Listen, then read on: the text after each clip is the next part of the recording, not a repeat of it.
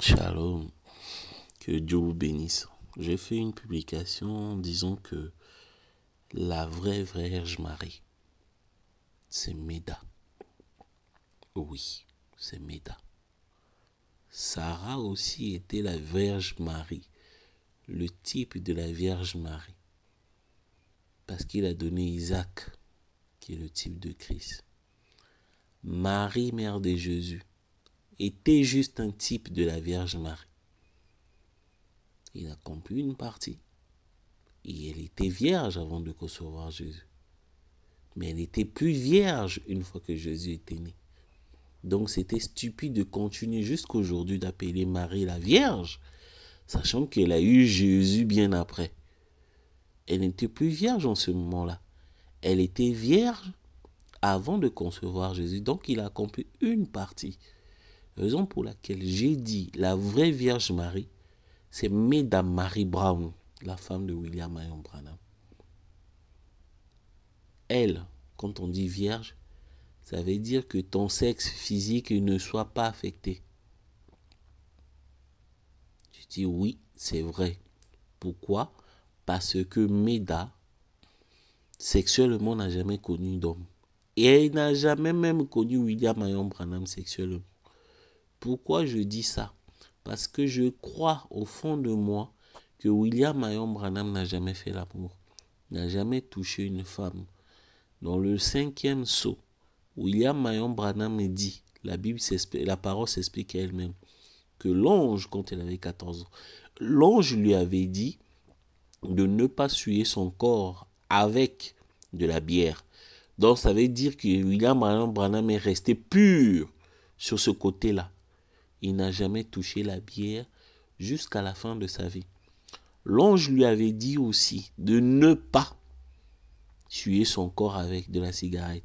William Marion Branham devait rester pur tout au long de sa vie. Et l'ange lui a dit, ne pas souiller ton corps avec les femmes. C'est là où j'ai dit aux gens qu'il devait aussi rester pur jusqu'à la fin de la vie par rapport à cette parole de l'ange. William Marion Branham n'a jamais touché la femme. Donc il ne pouvait pas faire l'amour à Méda. Méda était vierge. Pour concevoir, elle était vierge. Et pourquoi on continue, que je puisse continuer encore à appeler Méda aujourd'hui vierge?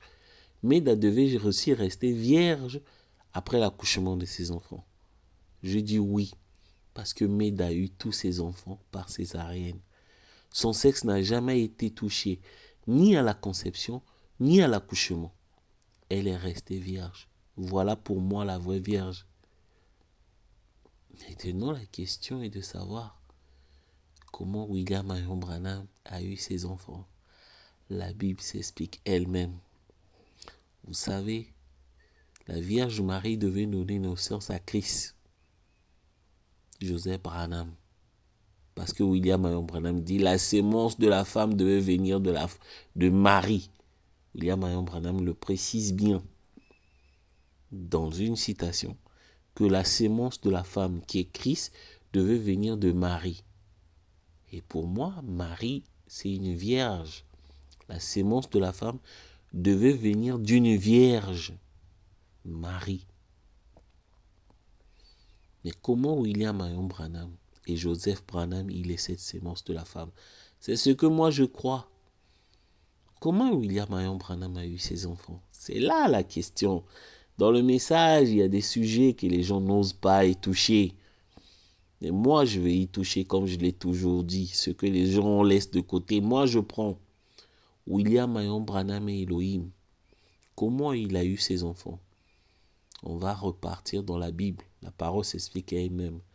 On va prendre l'exemple de la sémence de la femme qui est Marie, qui a eu, c'était le type, c'était pas la réalité, qui a donné naissance à Jésus. Si vous remarquez que l'ovule et le germe qui était dans le ventre de Marie est venu du Père, le Saint-Esprit, qui est Dieu lui-même. Pourquoi? Les gens pensaient que c'était seulement le germe de Dieu qui a été accouplé avec l'ovule de Marie. William Marion Branham dit, si vous dites ça, c'est que Dieu a commis un adultère. Pourquoi? Parce que Marie était mariée. Donc prendre l'ovule de Marie et mélanger ça avec le germe de Dieu pour donner Jésus-Christ, vous faites que Dieu est un adultérien. Vous voyez? Donc la sémence de la femme, il fallait que Dieu puisse mettre et l'ovule et le germe dans le ventre de Marie. Parce que s'il avait mis que le germe et l'ovule devaient venir de Marie, Dieu devait commettre un adultère parce que Marie était fiancée à Joseph. Et comme ce n'était pas la femme de Dieu, Dieu a pris l'ovule et le germe et l'a mis dans le ventre de Marie. Il a donné naissance à Jésus. Mais nous sommes au temps de la fin. Or, Meda Maroubran est la femme légitime de William Marion Branham, Elohim. Elohim ne devait pas mettre seulement ne devait pas mettre que le germe et l'ovule. Il devait mettre que le germe, mais prendre l'ovule de Meda Marie Brown, parce que Meda était sa femme. Chose qu'il ne pouvait pas faire à Jésus, parce que Marie de Jésus n'était pas sa femme. Raison pour laquelle que William Marion Branham a conçu ses enfants, en s'accouplant avec, elle a connu ses femmes, mais pas d'une manière sexuelle. Elle a connu ses femmes, elle a connu Meda, en prenant son germe et en mettant avec l'ovule de Meda. Voilà l'accouplement. Voilà comment il a connu ses femmes. La Bible s'explique elle-même. Prenons Genèse.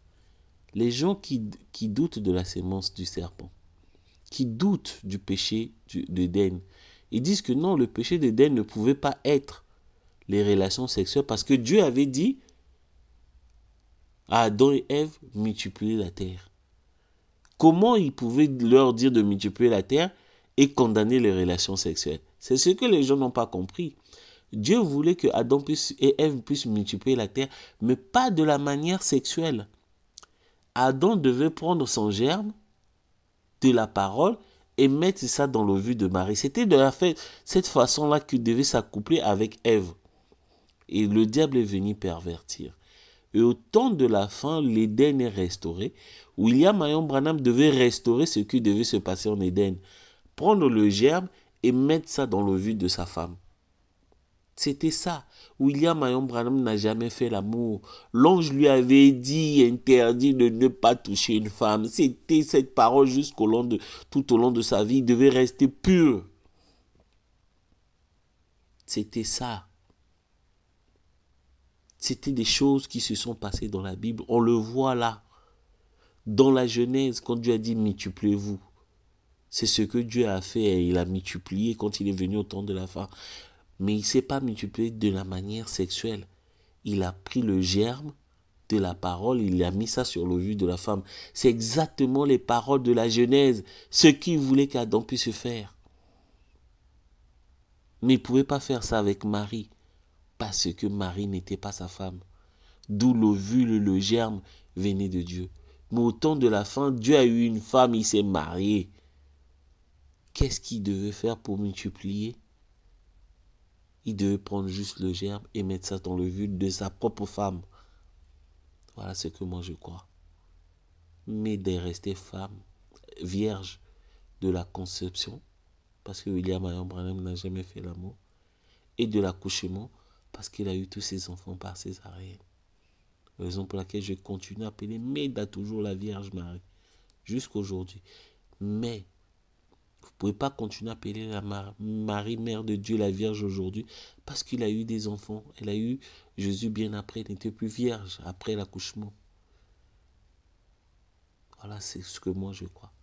Que la gloire, l'honneur reviennent à Elohim William Marion Branham. Amen.